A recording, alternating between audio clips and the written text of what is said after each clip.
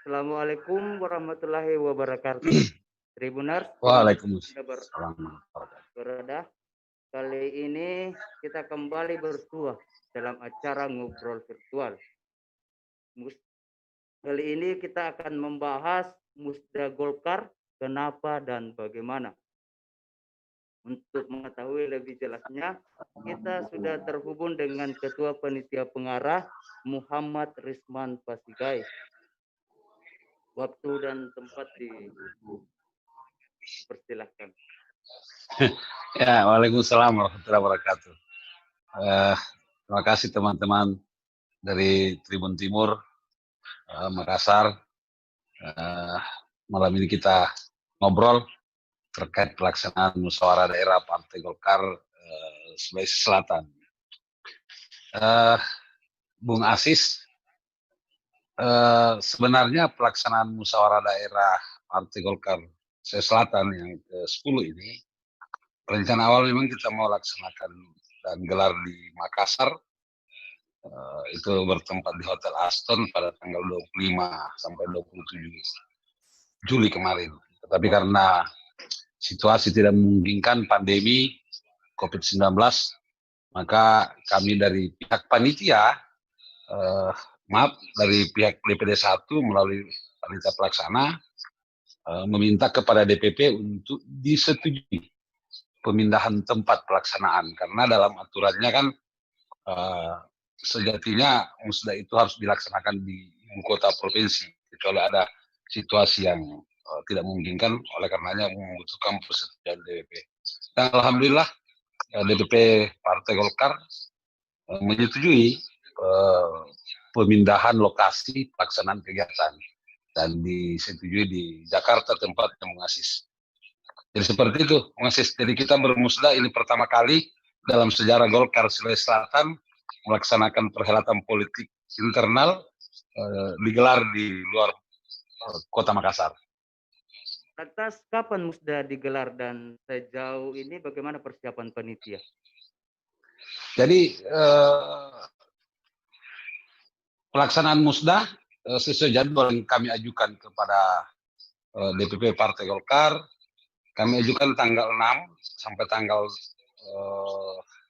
8 waktu pelaksanaan, dan alhamdulillah pihak dari DPP Partai Golkar merestui pelaksanaan tanggal 6 sampai tanggal 8 di Hotel Sultan Jakarta. Yang membuka nantinya ini siapa yang membuka nantinya? Kemudian apa saja yang dibahas selama 2 hari ini? Kalau yang membuka pasti kita harapkan Bapak Ketua Umum Partai Golkar, Bapak Erlangga Hartarto, yang kami undang, tapi apakah nanti akan diwakilkan kepada pejabat-pejabat yang ada di DPP Golkar, kami tidak masalah, yang pasti sudah disetujui oleh DPP Partai Golkar.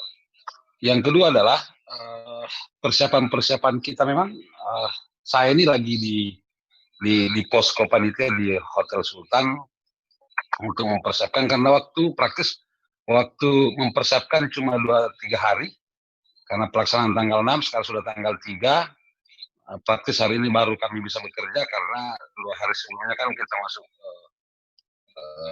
Idul Adha. Oleh karenanya memang persiapan sudah dari Makassar sudah siap, tinggal kita melakukan penyelesaian di Jakarta. Jadi insya Allah 80-90% persiapan sudah selesai, Bung Asis.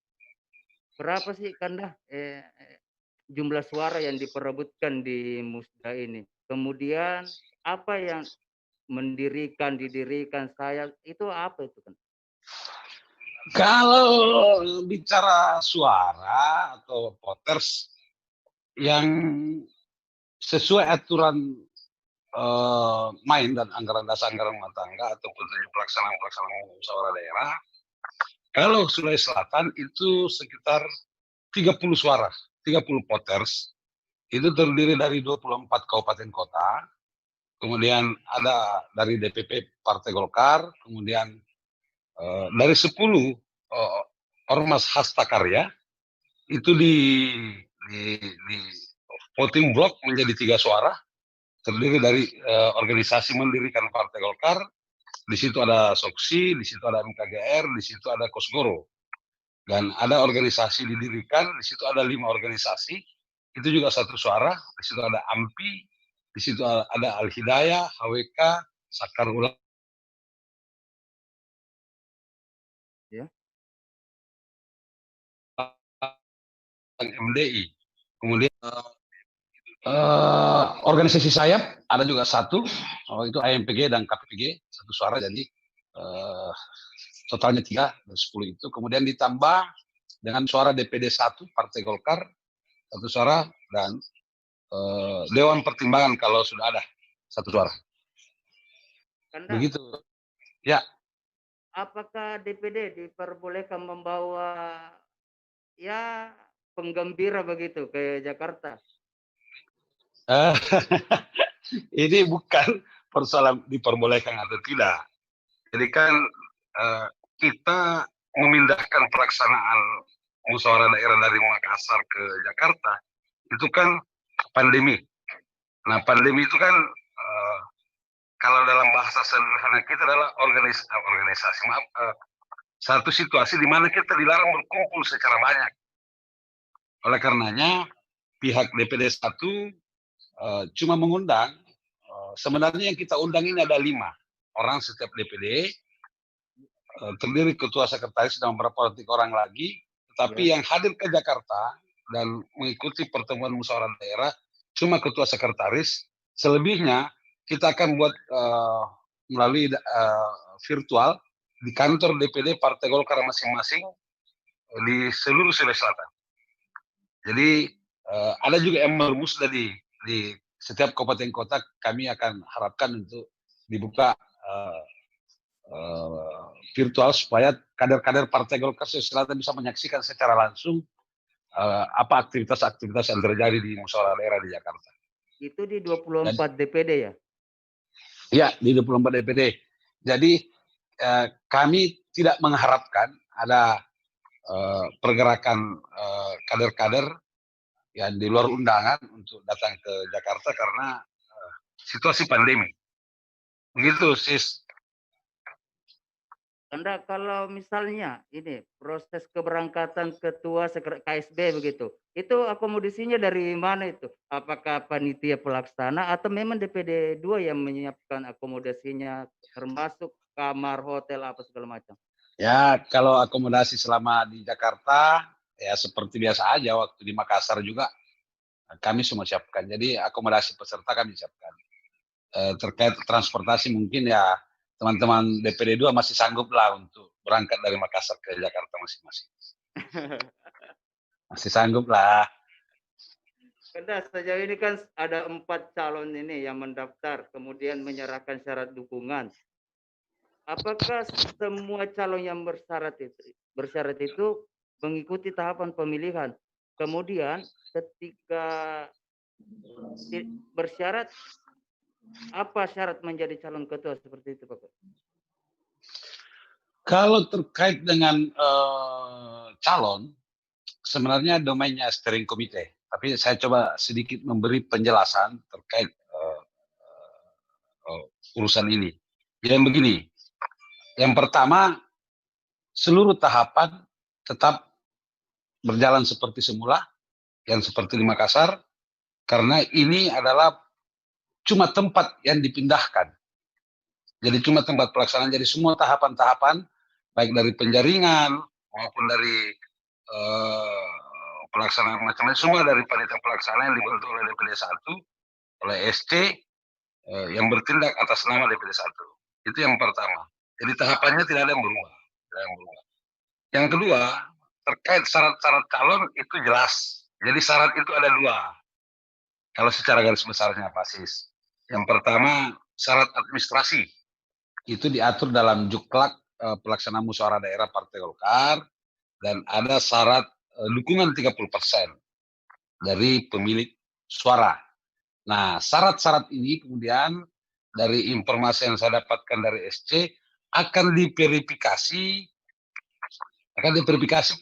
dalam 2 hal. Yang pertama, verifikasi administrasi calon, misalnya ada kartu anggotanya enggak, kayak gitu-gitu. Karena dipersyaratkan pernah jadi pengurus, ada SK-nya enggak, sudah berapa tahun jadi macam-macam, ada sertifikatnya enggak, itu verifikasi administrasi calon, berkas calon. Nah, verifikasi dukungan politik 30% itu Steering punya mekanisme sendiri, kemungkinan besar itu akan diverifikasi di arena musda. Di arena musda tentunya akan melibatkan barangkali stakeholder yang ada di di, di, di pemilik suara. Karena kenapa? Ini mau memverifikasi keabsahan berkas dukungan. Jadi bukan memverifikasi sahnya dukungan, tapi memverifikasi berkas dukungan karena itu kan tertulis. Misalnya apakah sudah sesuai dengan tata cara di organisasi kita di Partai Golkar, surat menyuratnya seperti apa, apakah ada yang ganda atau tidak, itu semua akan dimainkan oleh SC nanti di arena musda. Bisa dijelaskan sedikit kan tata caranya seperti apa itu yang dimaksud tata cara?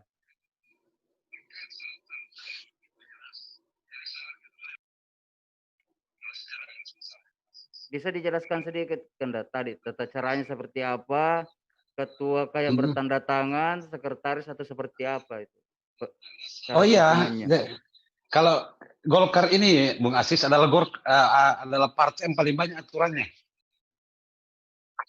Jadi Golkar itu jangankan urusan-urusan administrasi, perilaku kadernya saja diatur, Pak Asis. Perilaku aja diatur. Ada dewan etik, ada kode etik, macam-macam. Makanya di Golkar itu ada dewan etik, ada dewan kehormatan, ada mahkamah partai, ada dewan penasehat, ada dewan pertimbangan. Kalau masalah administrasi itu pasti. Kita punya PO terkait kalau surat menyurat. Jadi PO itu ada aturan yang mengatur terkait bagaimana penggunaan bendera, penggunaan stempel, cap, penggunaan kertas kop, siapa yang bertanda tangan dalam setiap surat, bagaimana kalau begini. Itu semua ada aturannya, itu ada PO-nya. Dan itu tidak bisa dikarang-karang karena ada aturan yang mengaturnya, Pak Sis. Kanda, siapa yang pimpin nanti sidang ini? Pimpinan musda itu sudah diatur dalam Juklat Pelaksana Musyawarah Daerah. Jadi pimpinan musda itu terdiri dari DPP 1 orang, unsur DPD 1 orang, unsur DPD 2 orang, unsur hasta karya 1 orang. Jadi 5 orang. Itu dipilih dari peserta musyawarah daerah. Jadi akan berembuk nanti. Misalnya kalau dari DPP siapa itu kan? Kita tidak tahu, itu hak dan otoritas daripada DPP untuk menentukan siapa jadi pimpinan musda yang diutus oleh DPP Golkar. Kalau mekanisme pemilihannya apakah diupayakan aklamasi atau pemilihan langsung ini kan? Atau seperti apa? Aklamasi itu juga mekanisme pemilihan. Iya. Aklamasi itu juga mekanisme pemilihan. Jadi kalau dari segi aturan dari Juklat pemilihan atau tata tertib pemilihan yang selama ini kita baca dan kita ikuti, itu kan sampai ada tahap pemilihan. Jadi di musda ini ada 3 tahapan, Pak Sis. Yang pertama tahapan pendaftaran, yang kedua tahapan penjaringan, yang ketiga adalah tahapan pemilihan. Nah, kita sudah lakukan tahap pendaftaran di Makassar kemarin, ada 9 orang yang mendaftar, ada Partai Golkar. Kemudian lakukan penjaringan, ada 4 kader yang mengembalikan berkas, termasuk dukungannya. Nah, setelah itu diverifikasi, baru kita masuk tahap musda, tahap pemilihan. Nah, pemilihannya apakah terjadi konsensus, mau aklamasi atau pemilihan secara langsung, voting, itu urusan teknis aja. Urusan teknis aja itu. Karena ya pasti ada terjadi dinamika, lobby-lobby politik dan seterusnya.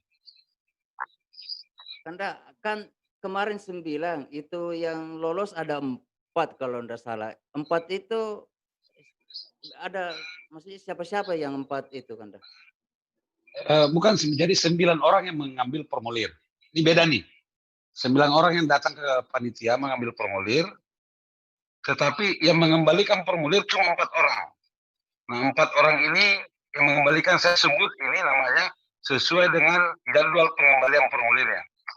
Yang pertama mengembalikan formulir itu Pak Topar Pawe, yang sekarang adalah wali kota Parepare, yang juga adalah ketua DPD Partai Golkar Parepare.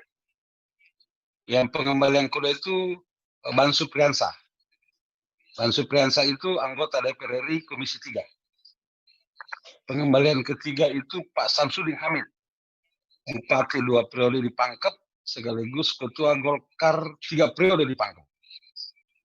Kemudian yang pengembalian keempat itu Bapak Hamka Bekadi, anggota DPR RI 2 periode di DPR. Itu urutannya, nama-namanya.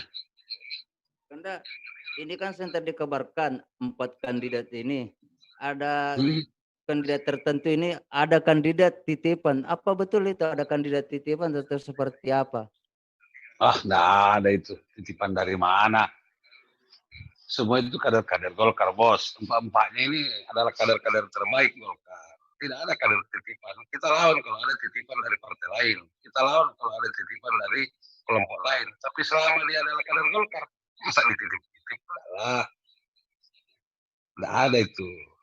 Itu halusinasi politik di luar tuh.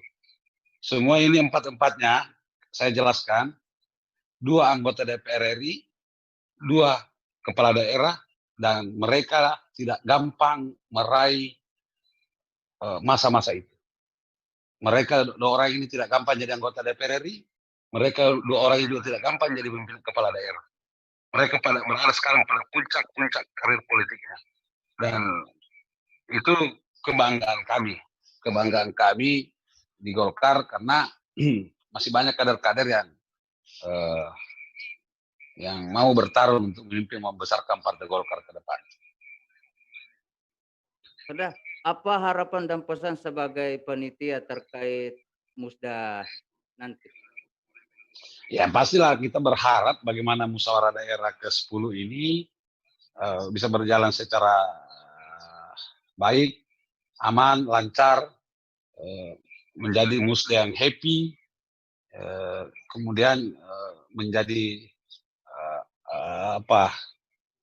dimiliki oleh seluruh kader-kader, tidak ada yang tercederai. Dinamika politik itu biasa dalam musyawarah daerah satu organisasi, khususnya di Golkar yang dimana kader-kadernya memang begitu banyak. Bahkan ini masih kurang sebenarnya, kok cuma 4 orang yang ini kan, karena di Golkar kan di Sulawesi Selatan bupatinya Golkar banyak, bos. Apalagi anggota DPR-nya juga paling banyak, bos, di Sulawesi Selatan. Mulai dari DPR RI sampai DPR kabupaten.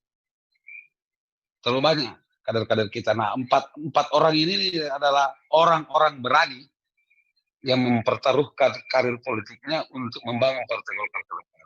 Oleh karenanya ini yang harus kita jaga baik-baik. Siapapun yang terpilih dari mereka adalah kader Golkar. Mereka yang bercita-cita ingin membesarkan partai, mereka bercita-cita ingin bagaimana pada momentum politik ke depan Partai Golkar bisa lebih baik, lebih dicintai oleh rakyat. Sebagai panitia, bagaimana Anda memastikan hal tersebut terjadi dalam musda ke-10 ini? Nah, ini kan perhelatan politik internal partai aja, Pak Sis. Jadi tidak seram-seram amat seperti yang ada di sosmed atau isu-isu yang berseliweran di warung kopi.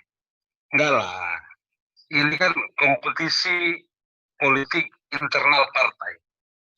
Kita ini setiap hari ngopi sama-sama, ngurus partai sama-sama, tentunya chemistry-nya sama. Nah, perbedaan-perbedaan dalam politik Partai Golkar itu sesuatu yang biasa. Bersahabat itu tetap, berteman itu tetap. Tetapi mau ada proses politik yang harus kita lakoni, dan ada kompetisi yang harus kita hadapi. Itu kan bagian daripada satu proses. Bagaimana menyaring satu kepemimpinan di partai. Empat-empat ini orang-orang hebat, bos. Tetapi harus ada kompetisi, harus ada bagaimana partai ini menyaring sehingga lahir pemimpin-pemimpin yang mampu memimpin kader-kader Golkar. Suara di pemilu Golkar itu di tingkat provinsi itu hampir 600.000 lebih, Asis. Bukan perkara sedikit yang harus dikendalikan. Oleh karenanya, memang Golkar Sulawesi Selatan, apalagi Sulawesi Selatan sebagai Partai Golkar Selatan sebagai partai pemenang, tentunya membutuhkan pemimpin yang kuat dalam menghadapi dinamika politik ke depan, yang dimana partai-partai politik di luar sana semakin kompetitif persaingannya kepada kita dalam merebut hati rakyat. Harapan tersendiri terkait ketua terpilih nantinya. Kalau saya secara pribadi, siapapun yang terpilih, baik itu Pak Topan Pawe, Pak Supriyansa, Pak Hamka BKD, Pak Samsudin Hamid, semua adalah senior saya, semua adalah sahabat kita, dan mereka sudah teruji lah memimpin organisasi-organisasi baik di non Golkar maupun di Golkar. Mereka sudah teruji semua lah. Jadi harapan saya, ya kami berharap bisa membawa partai ini jauh lebih baik, jauh lebih bisa berkompetisi dan mengembalikan kejayaan Golkar dari pemilu ke pemilu dan menjadikan Sulawesi Selatan sebagai penyangga utama daripada suara Partai Golkar secara nasional. Anda, saya kembali soal ke panitia. Anda ini termasuk kader muda, tapi sudah dipercaya untuk mengendalikan agenda penting, agenda agenda yang paling penting. Apa ini menjadi penanda akan terjadi regenerasi di Golkar Sulsel? Jadi begini, Bung Asis. Saya ini secara pribadi, jabatan saya di Golkar kan ketua bidang organisasi dan daerah. Di periode kemarin, saya juga ketua panitia pelaksana Musda. Di Musda ke-9, saya juga sebagai panitia. Itu dalam rangka tertib organisasi, bahwa yang mengurusi terkait dengan agenda-agenda organisasi memang bidang organisasi.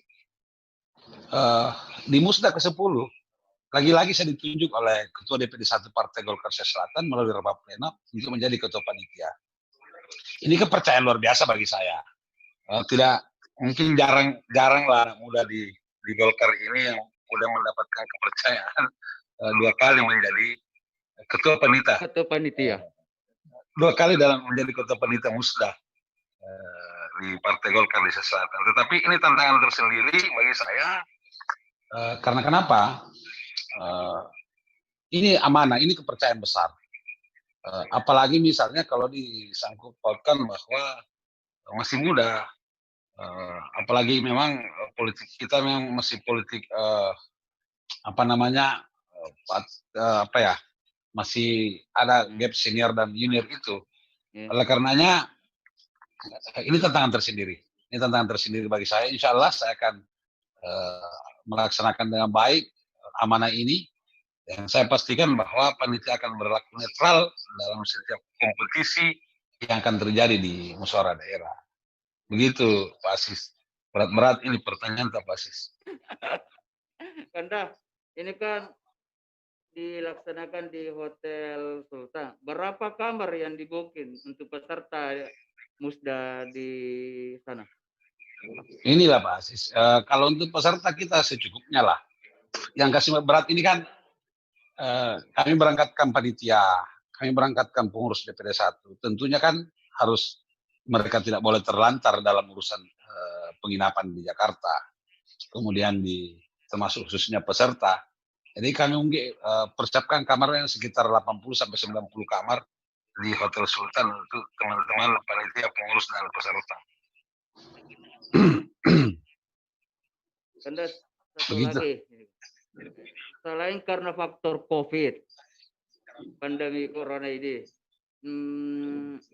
Musda ini ditunda. Apa karena yang akan digantikan ini adalah Pak NH, sehingga di Musda ini dipindahkan ke Jakarta? Ya, ya kan alasannya jelas, COVID dan pihak Polda memberi jawaban untuk tidak diserang kejaksaan karena Makassar jadi epicentrum COVID-19. Ya. Tetapi orang bisa saja beralibi, silakan aja namanya organisasi politik. Bah, begini dan begitu, itu biasa, itu biasa. Tetapi bagi kami yang mengelola partai ini, yang melaksanakan kebijakan-kebijakan partai ini, ya kami mau laksanakan di Makassar, tetapi apa daya, kami tak sanggup melawan COVID-19 ini. Jadi bukan karena Apalagi, Pak. nggak ada hubungannya. Wah, karena Pak Ilham nggak ada itu. Nggak ada. Apalagi karena faktor X, ini dan itu nggak ada. Apalagi ada isu bahwa ini ditarik ke DPP, nggak ada itu. Ini bukan ditarik, kami minta dipindahkan tempatnya. Oleh karenanya panitianya, DPD 2-nya, SC-nya, masih dari pihak-pihak kami semua. Karena kalau kemarin lebih 30 panitia di Musda di pelaksanaan di Sulsel. Kalau di Jakarta berapa panitia yang di sana yang kendalikan ini? Kami berangkatkan panitia ini sekitar 25 orang. Jadi dihitung aja pasis. Kami berangkatkan panitia 25 orang, pengurus juga yang jumlahnya, pengurus DPD 1 ya, yang jumlahnya sekitar hampir 200, 190 sekian, itu juga kami berangkatkan paling tidak separuhnya. Itu separuhnya. Oleh karenanya kan kosnya tinggi. Tetapi inilah yang harus kami hadapi. Inilah yang kami harus hadapi bahwa ya apa boleh buat. Peserta juga dari DPD 1, DPD 2, maaf, dari DPD 2 dan Hasta Karya. Ya, kalau kita totalkan saja 30 voters kali 2, 60. Itu sudah 30 kamar itu. Paling sedikit. Pasti. Jadi agak-agak ya kami berupaya lah sebisa mungkin melaksanakan dengan baik dan melayani teman-teman yang dari Makassar datang di Jakarta. Saya sudah di Jakarta ini dan hari ini kloter pertama teman-teman panitia pelaksana sudah hadir di Jakarta dan saya sudah berada di posko di Hotel Sultan untuk persiapan secara teknis acara di Musda lusa nanti. Kalau hanya soal ini Kak, saya sedikit kembali ke soal dipindahkannya Musda ini. Kalau hanya soal izin dari Polda, saya kira kalau Golkar yang minta, masa tidak dikasih Kak? Faktanya kan kami sudah menyurat. Itu fakta. Itu fakta, kami sudah menyurat, bahkan kami sudah audiensi dengan gugus tugas. Kami menyampaikan bahwa kami akan melaksanakan protokol COVID, protokol kesehatan. Tetapi memang ya kita semua sama-sama tahu Makassar kan atau Sulawesi Selatan secara keseluruhan menjadi salah satu provinsi epicentrum pandemi COVID kan. Jadi kami susah menolaknya. Ini bukan urusan bisa melobi. Ini bukan urusan bisa tekan menekan atau berkomunikasi, bukan. Ini murni karena pandemi. Murni karena pandemi. Gak ada urusan-urusan lain. Jadi jangan dikembang-kembangkan, bos. Ini karena saya kan begini kan, ada pengantin yang jumlahnya 100 orang dikasih izin, Musda Golkar tidak. Itulah juga yang kemudian menjadi pertanyaan kita. Tetapi kan kita tidak mungkin berhadapan-hadapan dengan pihak yang berwenang, yang bertanggung jawab. Secara tertulis, pihak Polda menyampaikan kepada kami tidak disarankan untuk dilaksanakan. Nah, itu kan ya mau harus bagaimana, kami lapor ke DPP, kami sampaikan ke DPP Golkar juga mencoba untuk mencek ke pihak dan memang tidak diberi, jadi ya akhirnya disetujui pindahkan ke Jakarta. Anda closing statement tak satu untuk apa yang disampaikan untuk kegiatan Musda di Jakarta ini? Jadi ya, yang pertama saya menghimbau kepada seluruh kader-kader Golkar di Sulawesi Selatan bahwa kita akan menggelar pelaksanaan musyawarah daerah tanggal 6 sampai tanggal 8 Agustus di Hotel Sultan Jakarta, dan yang kami undang ketua dan sekretaris, dan untuk teman-teman yang pengurus dan kader-kader Golkar yang ada di kabupaten kota maupun di organisasi Hasta Karya bisa menyaksikan secara daring, secara virtual. Nanti akan ada akun khusus untuk musda ini yang bisa di, di dinonton, bisa dinikmati oleh teman-teman masyarakat Sulawesi Selatan dan khususnya teman-teman dari kader Partai Golkar.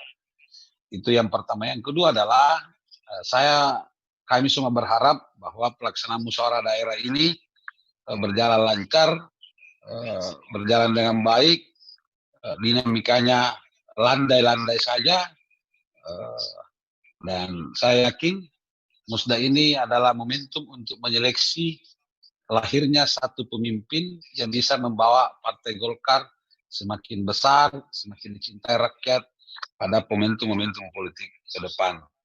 Karena kenapa? Partai ini kan diberi tugas oleh negara untuk melakukan, salah satu tugas yang diberikan oleh negara kan melakukan rekrutmen kepemimpinan politik.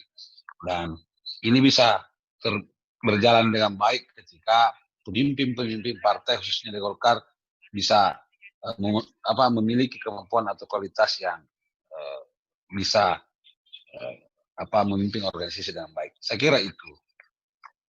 Terima kasih banyak Kanda Respan. Ya. Tribunars.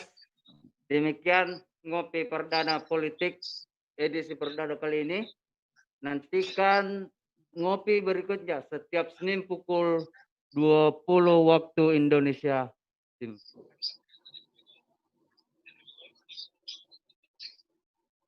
Ya.